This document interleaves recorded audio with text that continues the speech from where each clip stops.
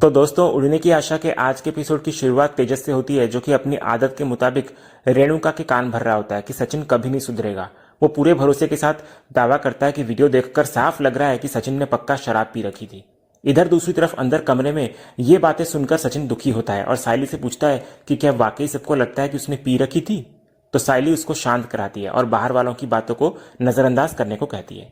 दूसरी तरफ हॉल में परेश तेजस को डांटता है कि जब सचिन ने कह दिया था कि गाड़ी में खराबी थी तो फालतू सवाल ना करे। लेकिन रेणुका तेजस का पक्ष लेती है। वो परेशान होती है इस बात से कि रिया की मां ने वो वीडियो भेजा है और समाज में उनकी कितनी बदनामी हो रही है। इधर रिया बीच में आकर रेणुका को तसल्ली देती है कि वो अपनी मां को संभाल लेगी और अब ये उसका भी परिवार है, इसलिए सबका ध्यान अभी सचिन की सेहत पर होना चाहिए, न कि इन बातों पर। तभी परेश इसके लिए रिया का शुक्रिया अदा करता है। लेकिन रेणुका का रोना वही रहता है कि रिया अपनी मां को तो चुप करा देगी, लेकिन उस वीडियो को देखने वाले पूरे समाज का मुंह कैसे बंद करेगी। इसके बाद जब सायली वहां से किचन की तरफ जा रही होती है तो रिया सचिन का हाल पूछती है। तो सायली कहती है कि चोट तो लगी है, लेकिन हल्दी के लेप से ठीक हो जाएगा। इधर आकाश शुक्र मनाता हुआ नजर आता है कि दादा ठीक है। तभी तेजस फिर से ताना मारता है कि वाह क्या जोड़ी है, एक पीकर एक्सीडेंट करता है और दूसरी लेप लगाती है।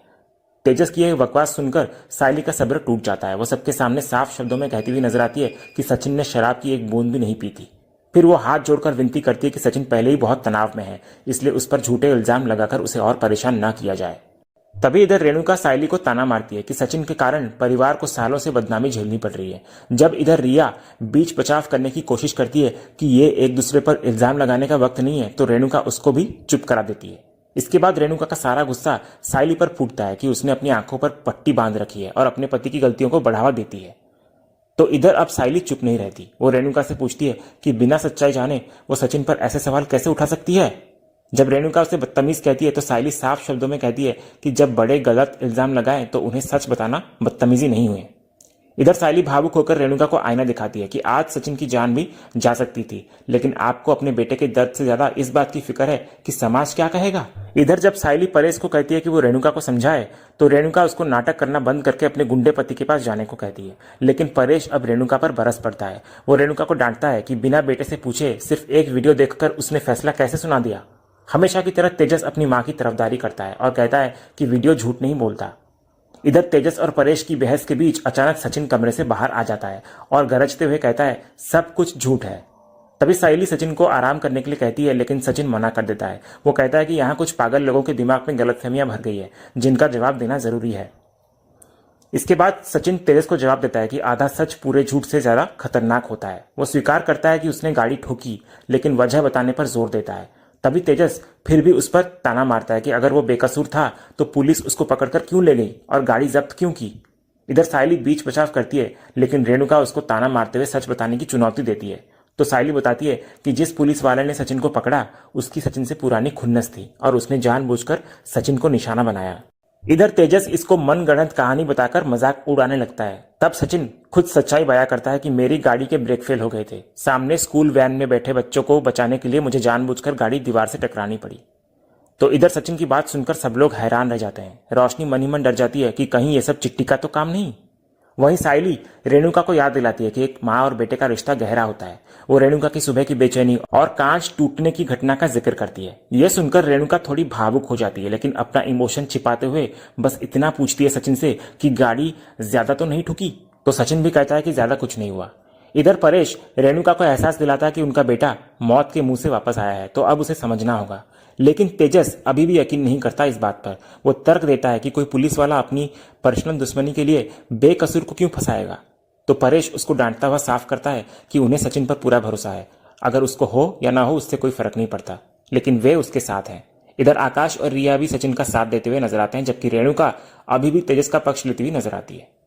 इसके बाद रिया सचिन की हिम्मत की दाद देती है। वो कहती है कि सचिन ने अपनी जान की परवाह किए बिना बच्चों की जान बचाई, जिस पर उसे बहुत गर्व है। सचिन भी उसके सपोर्ट के लिए धन्यवाद देता है। इसके बाद परेश जब गाड़ी और लाइसेंस के बारे में पूछते हैं तो सचिन हताश होकर कहता है कि पुलिस ने गाड़ी जब्त कर ली है और लाइसेंस भी रद्द कर दिया है। वो परेशान होता है कि अब वो गाड़ी कैसे चलाएगा और रोजी रोटी कैसे कमाएगा। उसका दिमाग काम नहीं कर रहा। तो इस नाजुक मौके पर भी रेणुका ताने मारने से नहीं चूकती। वो कहती है कि एक तो एक्सीडेंट हुआ, चोट लगी और अब ऊपर से बेरोजगारी भी आ गई। इधर परेश जब इस मुसीबत से निकलने का रास्ता पूछते हैं तो सायली कहती है कि उसके एक पहचान वाले इंस्पेक्टर से वो बात करके देखेगी।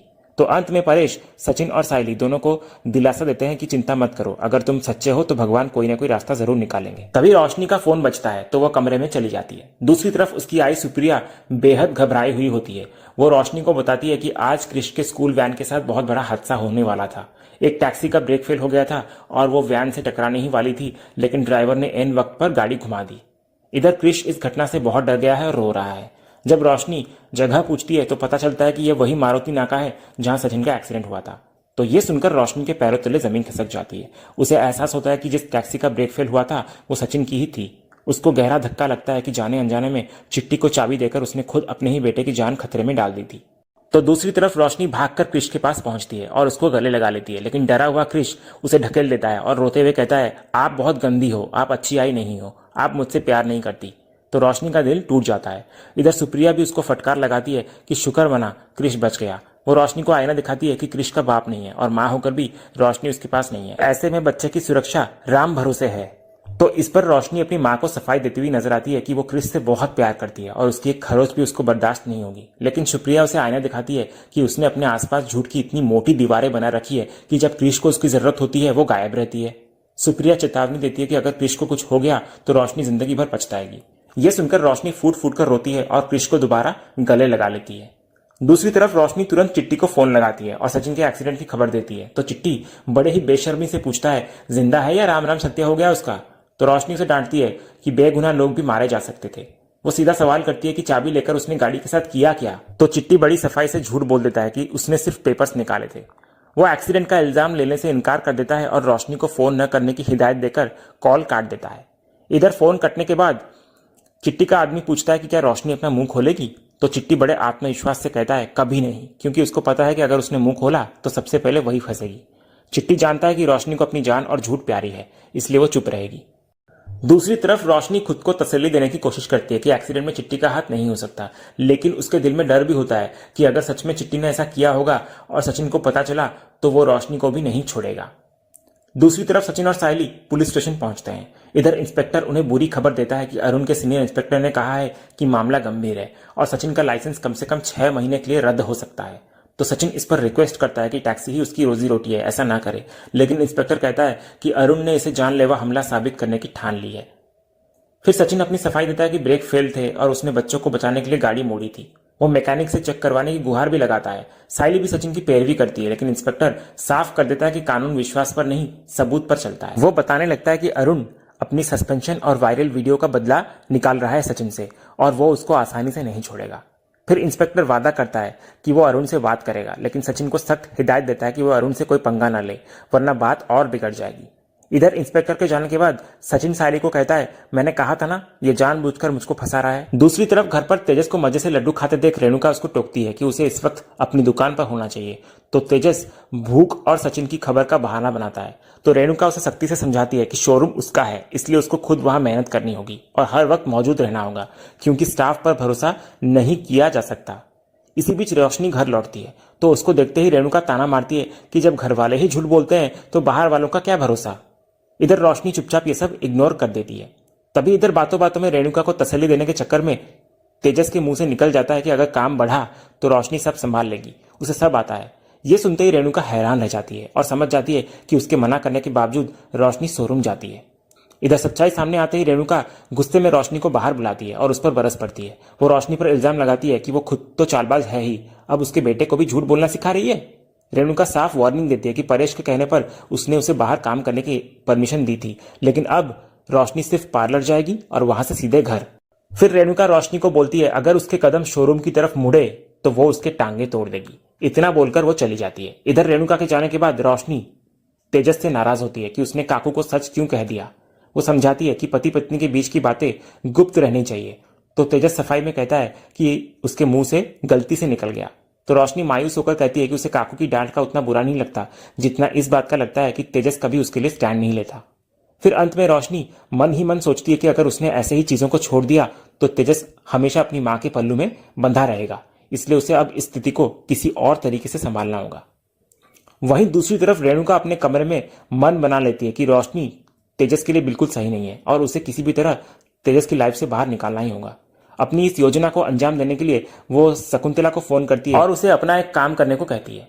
दूसरी तरफ अरुण के घर पर जूही उसके जख्मों पर मरहम लगाती है। इधर अरुण जूही को झूठ बोलता है कि खाली सड़क पर उस पागल ने जानबूझकर उसको टक्कर मारी और उसे जान से मारने की कोशिश की। इधर जूही उसकी झूठी कहानी पर भरोसा कर लेती है और कहती है कि अच्छा हुआ अरुण ने उसे सबक सिखा दिया, अब वो दोबारा ऐसी हरकत करने से पहले 100 बार सोचेगा। इधर अरुण को अपनी फिक्र करते देख जूही आखिरकार कबूल कर लेती है कि वो उससे प्यार करती है, जिससे अरुण बेहद खुश नजर आता है। वो जूही से एक्सीडेंट की बात अपनी आई से छुपाने को कहता है। फिर जब अरुण शादी की बात उसके परिवार से करने को कहता है तो जूही कहती है कि वो सबसे पहले अपने जीजू और ताई से बात करेगी, क्योंकि घर के सारे बड़े फैसले वही लेते हैं। वो अपने जीजू ताई को दुनिया का बेस्ट कपल बताती है, तो उनकी तारीफ सुनकर अरुण भी उनसे मिलने के लिए तैयार हो जाता है, बिना ये जाने कि जिस जीजू की जूही तारीफ कर रही है वो असल में सचिन ही है। दूसरी तरफ सचिन अपने दोस्तों के पास पहुंचता है, जहां अनीश उसको कहता है कि वायरल वीडियो सबने देख लिया है। इधर सचिन अपना दुखड़ा रोता है कि पुलिस स्टेशन में उसकी सच्चाई किसी ने नहीं सुनी, उसकी गाड़ी जब्त हो गई और लाइसेंस भी रद्द होने की कगार पर है। वो बेहद भावुक हो जाता है कि सायली ने कितनी मेहनत और खून पसीने की कमाई से उसे वो गाड़ी लाकर दी थी। तभी अनीश उसको शांत करने की कोशिश करता है, लेकिन नटिया माहौल को हल्का करने के लिए शराब ले आता है। तो अनीश उसे रोकता भी है कि सायली वहिनी को यह पसंद नहीं, लेकिन अरुण के बारे में सोचकर गुस्से में सचिन पूरी बोतल छीनकर गटक जाता है। दूसरी तरफ शाम होते होते अड्डे पर सचिन और उसके सभी दोस्त नशे में धुत हो जाते हैं। शराब पीने के बाद भी सचिन कहता है कि उसका दिल का दर्द कम नहीं हुआ। तभी उसके दोस्त उसे भड़काते हैं कि उस हवलदार ने जितनी तकलीफ दी है उसे 2 गुनी तकलीफ देनी चाहिए और वे सब उसके साथ हैं। शुरुआत में सचिन मना करता है कि उसे और कोई लफड़ा नहीं चाहिए, क्योंकि उसकी गाड़ी और लाइसेंस अभी भी फंसा हुआ है, लेकिन दोस्त उसे इमोशनल करते हैं कि वे उसकी ऐसी हालत नहीं देख सकते और उसे जबरदस्ती अरुण के घर चलने के लिए मना लेते हैं। तो आखिरकार दोस्तों के दबाव में आकर सचिन मान जाता है और वे सब अरुण को सबक सिखाने के लिए निकल पड़ते हैं। दूसरी तरफ सचिन अपने दोस्तों के साथ नशे की हालत में अरुण के घर के बाहर पहुंचता है। वो डिसाइड करता है कि वो शांति से बात करके अपना लाइसेंस वापस लेगा।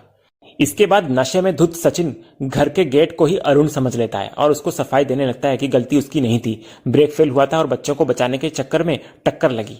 जब गेट से कोई जवाब नहीं मिलता तो सचिन अपने दोस्तों से कहता है कि ये भी हवलदार की तरह घमंडी है, कुछ बोल ही नहीं रहा है। इसके बाद सचिन के दोस्त उसे भड़काते हैं कि लातों के भूत बातों से नहीं मानते, तो सचिन भी जोश में आ जाता है और कहता है कि अब इसको पता चलना चाहिए कि सचिन देशमुख यहां आया है। इसके बाद सब मिलकर अरुण को ललकारते हैं और उसके घर के दरवाजे पर पत्थर बरसाना शुरू कर देते हैं। सचिन चिल्लाकर अपना लाइसेंस मांगता है, लेकिन अंदर से कोई जवाब नहीं आता। इधर जब अरुण बाहर नहीं निकलता तो सचिन फैसला करता है कि वो अब आमने सामने बात करेगा, लेकिन तभी सचिन और उसके दोस्तों को एक साथ टॉयलेट लग जाती है, तो नशे में उन्हें कुछ होश नहीं रहता और वे सब अरुण के घर के ठीक सामने ही सुसु करने लगते हैं और मजे में गाना गाने लगते हैं। तभी इस हंगामे के बीच आखिरकार अरुण घर से बाहर आता है और सचिन और उसके दोस्तों की हरकत का वीडियो बनाने लगता है। फिर वो सचिन को ताना मारता है कि उसने अपनी असलियत दिखाई दी, तो इस पर सचिन कहता है कि यह कोई छिछोरापंती नहीं बल्कि नेचर कॉल है जिसे रोका नहीं जा सकता। सचिन इस बात को वहीं रफा दफा करके सीधे अपना लाइसेंस मांगता है। सचिन के दोस्त भी अरुण से कहते हैं कि लाइसेंस दे दो ताकि वे चले जाएं।